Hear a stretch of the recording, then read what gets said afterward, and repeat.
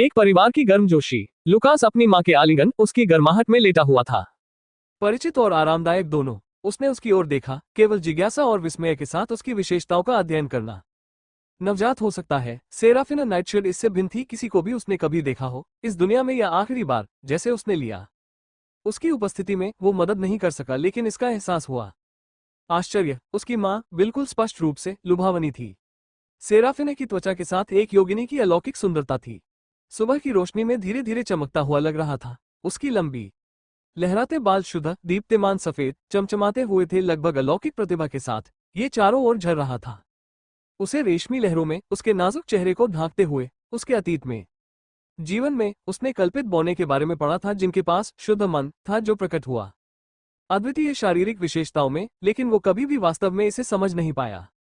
अब तक की अवधारणा, उनके सफेद बाल इसी की बानगी थे, पवित्रता, उस शक्तिशाली वंश का प्रतीक जिससे वो जुड़ी थी। सूर्यकुल 4 देव कुलों में से एक, लेकिन जिस चीज ने लुकास को सबसे अधिक मोहित किया वो थी उसकी शानदार आंखें। गहरा नीला, जैसे गर्मी के दिनों में सबसे साफ आसमान। उनके पास शांत शक्ति और दयालुता थी, मानो वे कायम हो। सदियों की बुद्धिमत्ता और सहानुभूति, उसकी निगाहें जैसे नर्म हो गईं। उसने उसकी ओर देखा और एक पल के लिए उसे ऐसा लगा वह सीधे उसके दिल को देख सकती थी, उसे समझ सकती थी। ऐसे तरीके जिन्हें शब्द कभी व्यक्त नहीं कर सकते, वहां दोनों थे। उसकी आंखों में उग्रता और सौम्यता, शांत शक्ति, इससे उसे अकारण सांत्वना मिली। सेराफिना के नुकीले कान, उसकी योगिनी की एक विशेषता, हेरिटेज, उसके बालों के नीचे से सूक्ष्मता से झांकती हुई बोली।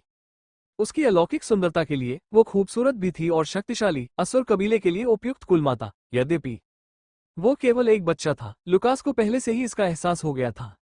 अविश्वसनीय मन उसके माध्यम से बह रहा है, वो भिन्न थी। वो किसी को भी जानता था जिसे वो कभी जानता था, और उसे बहुत अचंभित महसूस हुआ। उसे अपनी मां कहने में गर्व है। पास में लुकास के पिता डोरियन नाइटशेड ने अपने जुड़वा बच्चे को पकड़ रखा था। बहन एमिली, डोरियन सेराफिना से एकदम विपरीत था। अलौकिक कृपा, उनकी उपस्थिति, उनका व्यक्तित्व प्रभावशाली था। लंबा और सुगठित, ताकत और अधिकार दोनों बिखेरता हुआ, असुर कबीले के मुखिया के रूप में उन्हें प्राकृतिक वातावरण का अनुभव हुआ। जैसे ही उसने उसे देखा, उसका भय दूर हो गया। एमिली गर्मजोशी भरी, सुरक्षात्मक दृष्टि से, उसके बाल मस्त थे। चांदी की छाया, असुर कबीले का एक हस्ताक्षर बस गिर रहा है। उसके कंधों के नीचे साफ सुथरे लेकिन थोड़े अनियंत्रित तरीके से। उसकी आंखें आधी रात के आसमान की तरह काली, रहस्यमयी थीं।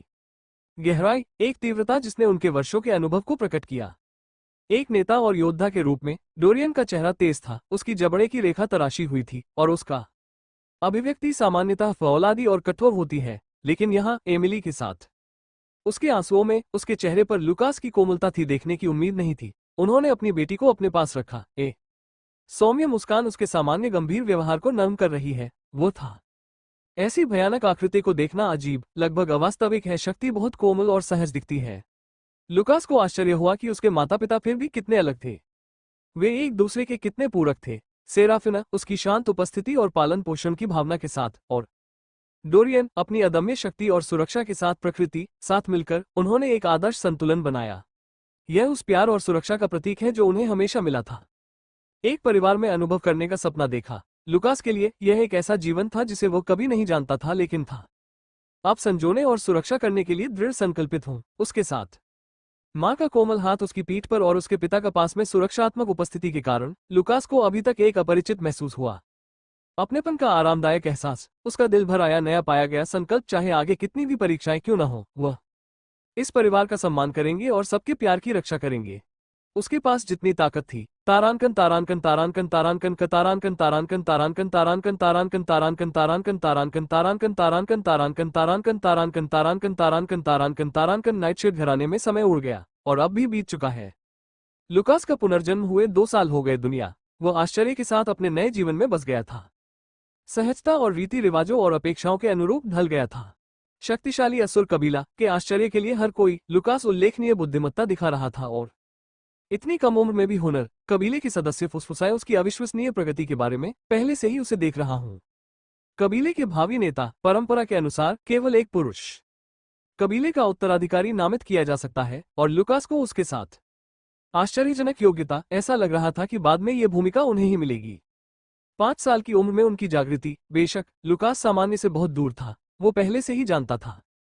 उसकी अपनी क्षमता और स्थिति उनकी उन्नत प्रणाली ने दिया। उसे अद्वितीय लाभ मिले जिससे उसे अपनी रैंक बढ़ाने में मदद मिली। सिस्टम अंक प्राप्त करके उसने जान लिया था कि ये विभिन्न माध्यमों से अंक अर्जित किए जा सकते हैं। जीवित प्राणियों को हराना, अवशेषों का उपभोग करना और ध्यान करना। हाल ही में उन्होंने अवशोषण नामक एक कौशल भी हासिल कर लिया है।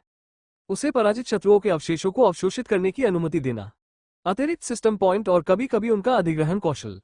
अपनी प्रगति देखने के लिए उत्सुक लुकास ने मानसिक रूप से फोन किया।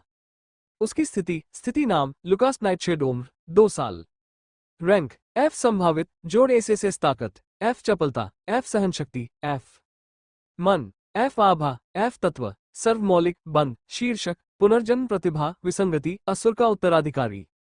रक्तरेखा, बंद कौशल, अवशोषण X, उपयोगकर्ता को इसके सार को अवशोषित करने की अनुमति देता है। शवों को सिस्टम पॉइंट हासिल करने का मौका मिलता है, मृतक के कौशल प्राप्त करें। ध्यान E, मन प्रवाह को बढ़ाता है और आभा को परिष्कृत करता है।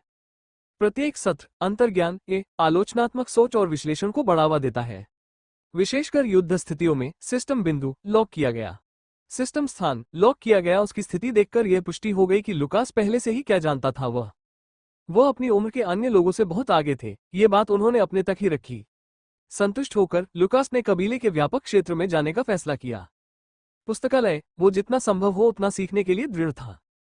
उस दुनिया के बारे में जिसमें वो अब रहता था, केवल मूल उपन्यास में। वहां विभिन्न कुलों के बारे में संक्षिप्त जानकारी दी गई। ये केवल सर्वोच्च कुलों के विवरण थे, तथापि लुकास सभी कुलों के बारे में और अधिक समझना चाहता था। उनकी रैंक और कौशल का वर्गीकरण, वो ये जानता था। उपन्यास के नायक ने ईश्वर के बारे में जान लिया था। स्तर के कुल बहुत बाद में, केवल एमिली के बाद माना जाता है। अछूत नायिका ने उसके साथ साझा किया था जैसे ही लुकास गलियारे में कदम रखने वाला था। पुस्तकालय में उसे अप्रत्याशित रूप से पीछे से खींच लिया गया। उसने मुड़कर देखा तो उसकी जुड़वा बहन एमिली की आंखें चमक रही थीं। उत्तेजना, लुकास, आओ मेरे साथ खेलो, उसने घोषणा की। उसके छोटे हाथ उसकी बांह को मजबूती से पकड़ लिया। लुकास क्षण भर के लिए स्तब्ध रह गया। उपन्यास में एमिली थी, किसी ऐसे व्यक्ति के रूप में चित्रित किया गया जिसने अप्राप्यता का परिचय दिया। आभा, एक शक्तिशाली नायिका जिसने अपनी दूरी बनाए रखी। अन्य, फिर भी वो यहाँ थी, उत्सुकता से उसे अपने साथ खींच रही थी।